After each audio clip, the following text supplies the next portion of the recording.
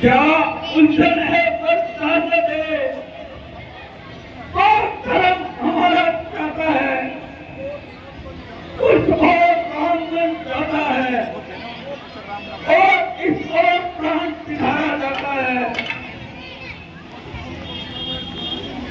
बस अब कर्तव्य तराजू में दशरथ का जीवन टूटा है। उस धर्म का प्राण लगा, इस और प्राण का सौदा है। रानी क्या कहती हो, मेरा तो प्राण धर्म पर है। मैं क्या, तू क्या, संताने क्या, सब कुछ बलिदान धर्म पर है। वाह महाराज, क्या इसी बात पर इतना जोश दिखाते हो? पर वही यह सत्य है, जब है यह आदेश तो हासिल लेके चले। देरी क्यों थे? सत्यवादी था हरिश्चंद्र, जिसने प्राण के संकट में, जिसकी सच्चाई का चिराग जगमगा रहा है मगध में। महाराज, मैं तुमसे हरिश्चंद्र जैसा मैं घटनावास न मांग रही, मैं तुमसे ऋषि दधीची जैसा भक्ति का वासना मांग रही। मैं मांग रही अपना कर्जा, जो देना तुमको वाजिब है। तुम हरिश्चंद्र के कुल में हो तो दे दो, यही मुनासिब है। ये नहीं, मेरा तो कुछ नहीं बिगड़ता है, तो क्यों मुझसे लड़ता रही? रानी तू अपने काम पर खुद आज पुरानी मार रही। तू आज नहीं है आपे में, जिस दिन आपे में आएगी उस दिन अपनी गली पर सिर्फ घुटनों तक पाएगी। अच्छा अच्छा जो होगा होगा वो, उसकी ना मुझे चिंता है। मेरा तो आप सत्य पर ही कुछ है, सब कुछ निछावर है। महाराज, इतने व्याकुल क्यों हो जाते हो? क्या एक सूर्य बीज लगाकर क्यों एक साधारण सी बात पर घबराते हो? ये नहीं, अरे बेवफा मुझे सच बता, तुझे राम से प्यार है। अरे बेवफा मुझे सच बता, तुझे राम से प्यार है। जब रामचंद्र है, जब बेटा बहुत है और रामचंद्र है। बेवफा राम दिल का सुरूर है, वहाँ भरत राम का नूर है। राम दिल का सुरूर है, वहाँ भरत राम का नूर है। हाँ, इतनी बात जरूर है, दिल है। अरे बेवफा मुझे सच बता, मुझे राम से क्या बैर है, मुझे दोनों एक समान है, दशरथ के दोनों प्राण है, मुझे दोनों एक समान है, वो जान है नहीं चैन उनके बगैर है। हरी बेवफा मुझे सच बता, तुझे राम से क्या बैर है। गाने जरा बुद्धि से काम ले, ये तेरे दिल में क्या समा गया, जो बैठे बिठाए दिल में आ गया। जरा अपनी मुख से ना निकालो, मेरे लिए दोनों एक समान है। ये नहीं, तुम्हारी हट का ये नतीजा होगा, इस तमाम कुंदन नाश हो जाएगा। उधर रामचंद्र मेरी आंखों में पूर्वा को, मेरा भी समाप्त हो जाएगा और भरत की सपने को सह नहीं पाएगा। लक्ष्मण को वैसे ही राम की जान पीता है और उधर सीता दीवार से टक्कर मारेगी। केतरी देखते ही देखते यह कुछ बात में मिल जाएगा। परमेश्वर के वास्ते जरा अपनी अकल को ठिकाने लगा, और नहीं तो मेरे पूरा बेटा ही कुछ ख्याल कर। महाराज, क्यों आप बेचैन हो रहे हैं और बहाने बना नहीं रखा? अमृत के धोखे में उसको विष पिलाया जा रहा है। बस महाराज, यह तो शत्रु के ताल्लुकात है और अधिक धन करना वाहियात है। या तो अपने वचन को निभाओ या साफ इनकार कर जाओ।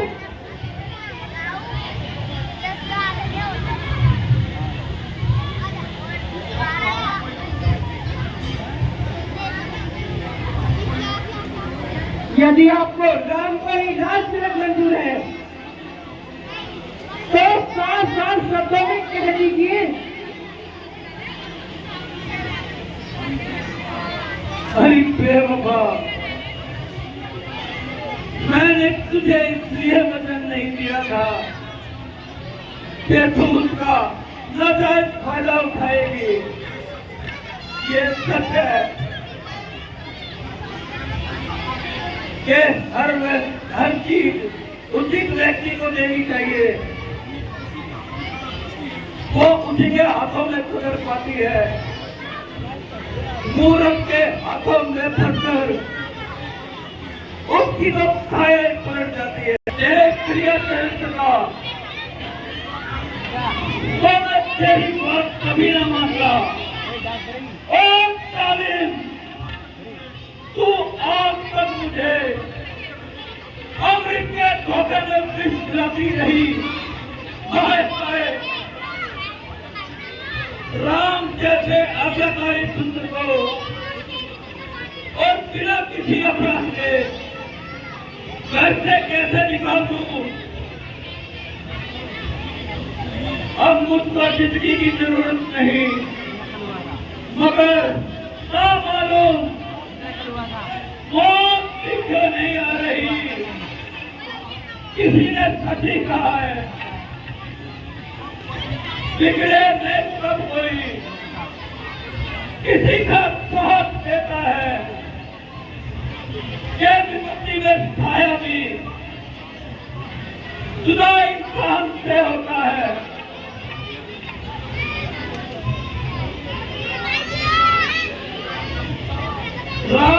खिलानी ले आते पधार, कच्चा ले और दान भी ले, आईफोन है। ले राज और सम्मान भी ले।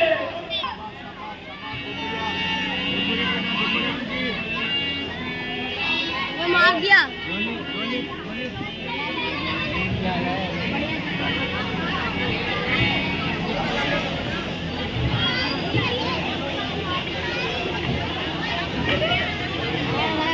दादाजी, ये है क्या? आप मूर्तियां बसती है। इस समय ये क्या नजर आता है? मंत्री जी, महाराज रात तिलक के कार्य में इधर उधर भागते रहे, उनको सोने का समय नहीं,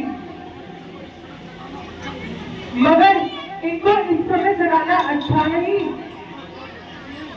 आप इतना काम कीजिए, रामचंद्र को मेरे पास बुला लाइए।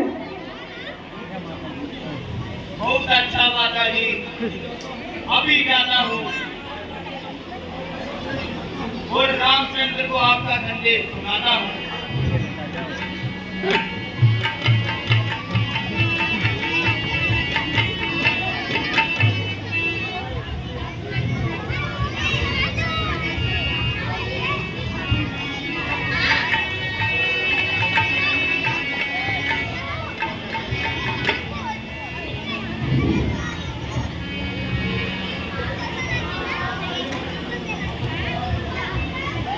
माता जी प्रणाम।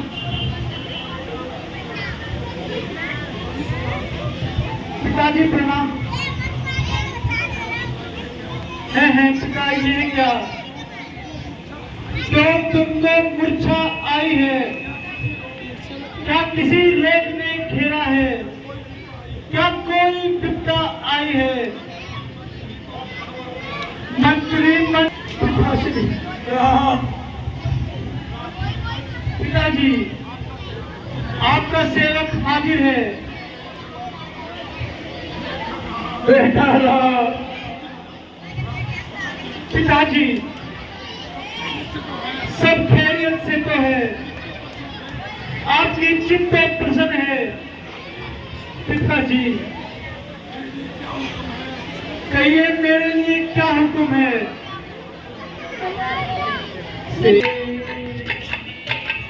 सेवक है राम तुम्हारे, पिता चरणों में शीश झुकाए। पूज्य पिताजी की देख अवस्था, पूज्य पिताजी की देख अवस्था, दिल मेरा घबराए। पिता चरणों में शीश झुकाए। सेवक है राम तुम्हारे, पिता चरणों में शीश झुकाए। किस कारण बेहोश पड़े हैं? किस कारण बेहोश पड़े हैं? होशो हवास भुला। सेवक है राम तुम्हारे, पिता चरणों में शीश झुकाए।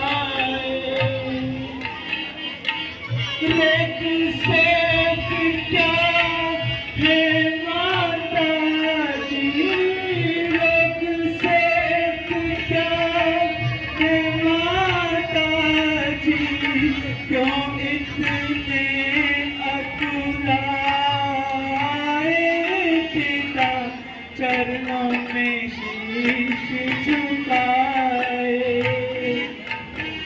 पिताजी तुरंत ही जाऊं मैं ले आऊं, तुरंत ही जाऊं मैं ले आऊं। माताजी तड़प रहे हैं करवट लेकर, तड़प रहे हैं करवट लेकर, राम आराम न पाए पिता चल।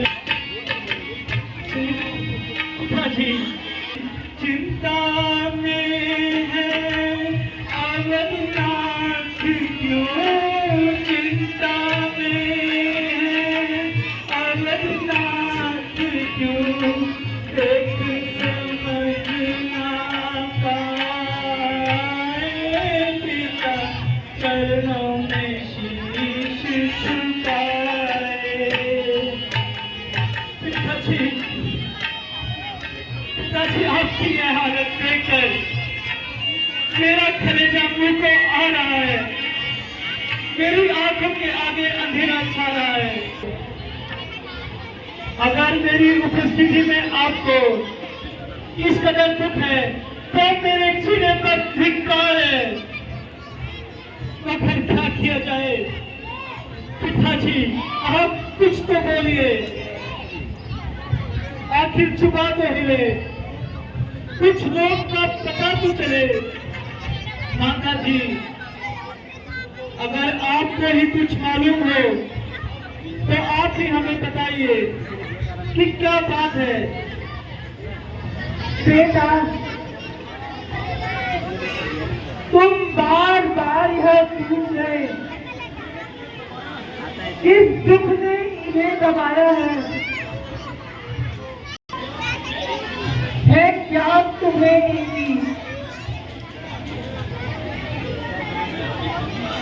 तुमने अधिक ममता है,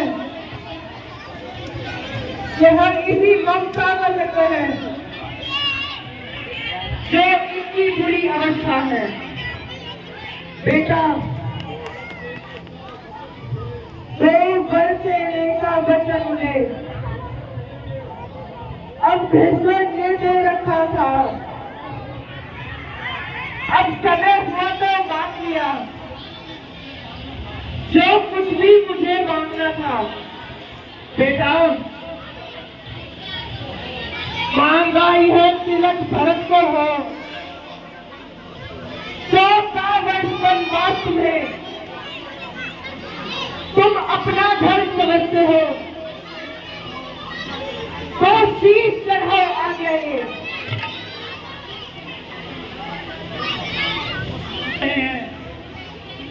यह तो बिल्कुल मामूली सा काम है। जब तक इस आगे रखूंगा माता जी बड़भाग की वो पुत्र जो पुतुल माता का आज्ञाकारी है, माता यदि आज्ञा देती है तो जितनी निछावर हमारी है। माता जी हम इतने बड़े हुए फिर भी यह खेद सदा रहा हमें, माता या पिता किसी ने भी आदेश न कोई दिया हमें। माता जी निश्चय ही आज है स्वर्ण अवसर, आज क्या हमको देती है माँ, आज है हमारा अहोभाग्य, हमसे सेवा लेती है माँ। हम स्वयं विचारा करते थे कुछ समय अपना बनाने दे, तब जानेंगे हम दुख क्या है, जब जीवन दुखी जनों में दे। माता जी हाँ चिंता है तो इसलिए है क्यों रघुवर की याद यथा इतनी, अचरज है इतने ही पर उनकी ये इतनी बुरी दशा इनकी। माता जी, यह तो बिल्कुल साधारण सी बात है। यदि इससे भी कोई कठिन कार्य हो जी, अब इस बात के कारण इतना दुख, इस पर मुझे विश्वास नहीं। पिताजी तो बहुत धैर्यवान है, मुझे विश्वास नहीं कि ये इस तरह क्यों अकुलाए हैं।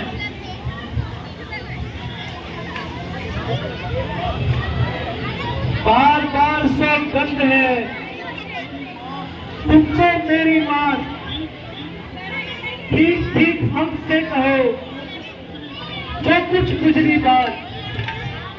बेटा, मैं सच कहती हूँ, इसके अलावा और कुछ बात नहीं।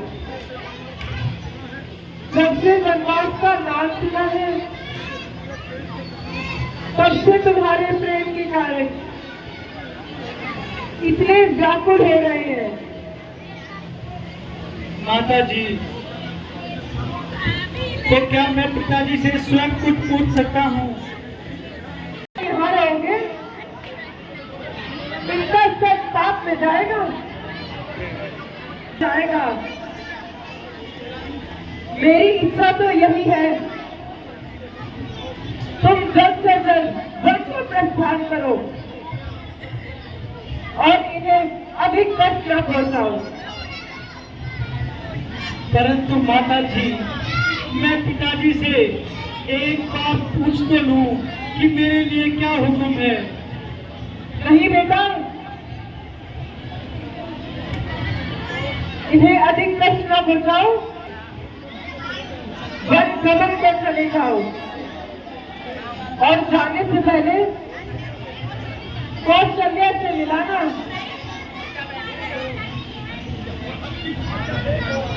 और अंतिम आज्ञा एक और, फिर लौट यहीं पर आना। अब जाओ और शीघ्र जाओ, यह समय का अधिक विलंब का है। जो समय राजगद्दी का था, यह जीवन और गमन का है। जो आज्ञा माता जी। बैठो और अभी निकल जाओ। पिताजी, एक बार मुझे कुछ हुक्म तो कीजिए, आपका ये दास आपके चरणों में है। क्या हुक्म है मुझे, आप आज्ञा करो। हाथ बांधे खड़ा दावेदारे पिता, क्या हुक्म है मुझे, आप आज्ञा करो। हाथ बांधे खड़ा दावेदारे पिता, मेरे जीते जी हो कोई कष्ट आपको, मेरे जीते पर है यूं धिक्कारे पिता। क्या हुक्म है मुझे, आप आज्ञा करो। पिताजी, आपको देख कर इस दशा में मेरा हो रहा आज सीना पिघारे पिता। आपको देख कर इस दशा में मेरा हो रहा आज सीना पिघारे पिता।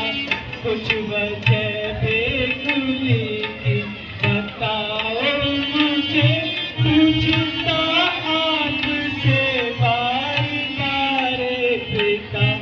क्या हुक्म है मुझे, आप आज्ञा करो। हाथ बांधे खड़ा दावेदारे पिता। पिताजी, मेरे प्यारे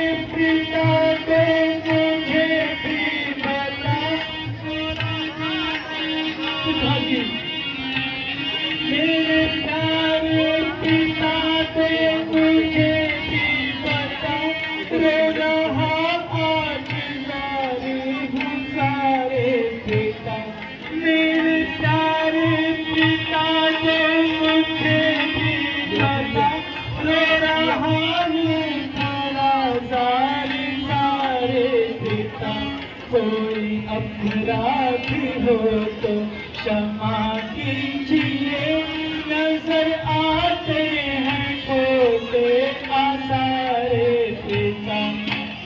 पिताश्री कुछ तो बोलिए और मुझे कोई हुक्म तो दीजिए। हाय राम। महाराज रामचंद्र जी आए हैं।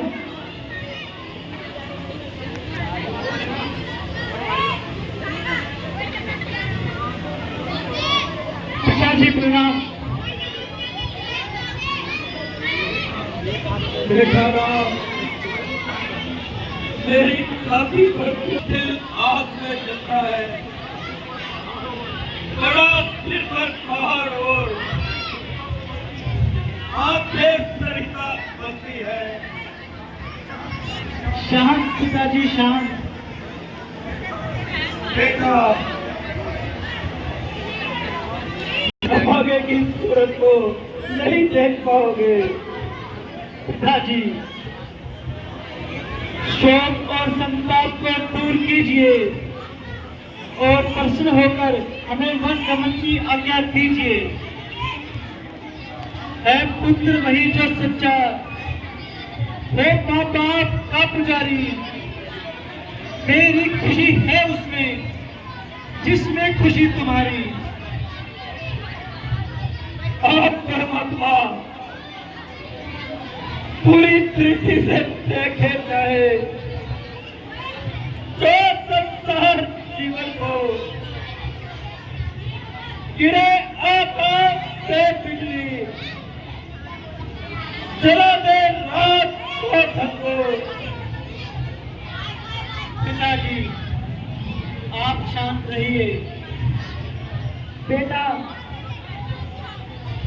जब तक तुम इनके पास बैठे रहोगे इन्हें संतोष नहीं आएगा, इनका कलेश बढ़ता ही जाएगा।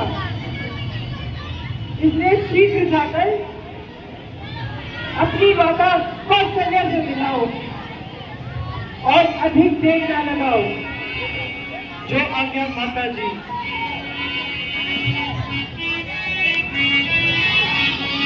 हाय